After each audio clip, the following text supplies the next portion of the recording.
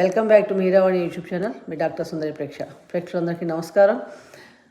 గోచార గ్రహస్థితి మీనరాశి వారికి జూన్ మాసంలో మిశ్రమ ఫలితాలు ఇస్తున్నాయి. ముఖ్యంగా ఈ మాసంలో మీకు కొంచెం మానసికంగా చికాకులు, కొంచెం టెన్షన్లో ఉండే అవకాశం ఎక్కువగా ఉంది. కానీ వివాహ ప్రయత్నాలు చేసే వారికి అవివాహాలు వాళ్ళ ప్రయత్నాలు నెరవేరుతాయని చెప్పవచ్చు. స్థిర విక్రయాలు, స్థిరాస్తులు కొనుగోలు విషయంలో కొంచెం జాగ్రత్తగా ఉండండి. రియల్ ఎస్టేట్ బ్రోకర్లకు అంత అనుకూలంగా లేదు. అలాగే ముఖ్యంగా భార్యాభర్తలు ఇద్దరు కూడా ఒకరితో ఒకరు వీరేదెవరు ఘర్షణ తెక్కకుండా, వాదనలకు వెళ్లకుండా సంయమనం పాటించాలి. వీళ్ళేదెవరు మౌనవ్రతం చేస్తే మంచిది. ఆరోగ్య విషయంలో కూడా జాగ్రత్తగా ఉండాలి.